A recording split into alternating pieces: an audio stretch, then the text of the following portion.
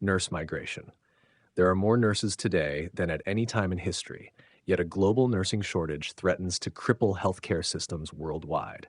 Because the underlying causes are complex and vary in different regions, a simple short term fix will not remedy the situation. In developing nations, particularly in sub Saharan Africa, South Asia, and Latin America, a major reason for the shortage is nurse migration to developed countries in Europe and North America, as well as Australia to help fill vacancies there. Nurse migration is hardly a recent phenomenon. The Philippines have for years trained many more nurses than the country needs, with thousands working abroad and sending money to relatives back home, nearing $1 billion annually. From that standpoint, migration of nurses from poorer to wealthier countries would appear to benefit all involved. But there is another side to the story. Today, even the Philippines feels the effects of the nursing shortage, with nurses continuing to migrate abroad while positions at home go unfilled.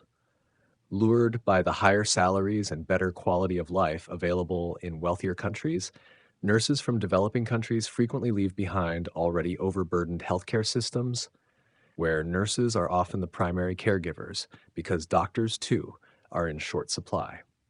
Conditions then deteriorate further as the nurse-to-population ratio declines, a number that is estimated to be 10 times higher in European than in African countries.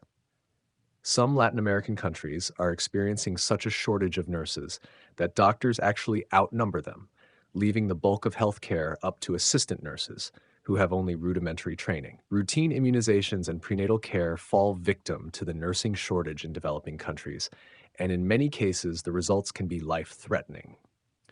In African countries where the HIV/AIDS epidemic is rampant, some patients go untreated, not because life-saving drugs are unavailable, but because there are not enough nurses to administer them. In developed countries in Europe and North America, the nursing shortage largely stems from an aging population who require more healthcare services, coupled with a dwindling supply of nurses, many of whom are likewise nearing retirement age, with fewer young people preparing to replace them.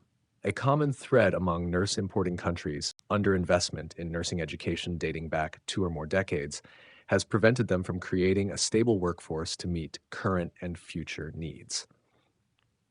The United Kingdom, for example, but still feels the effects of a cutback in nurse training some 20 years ago. In the United States, nursing schools turn down thousands of qualified applicants every year because of their own shortages of nursing faculty.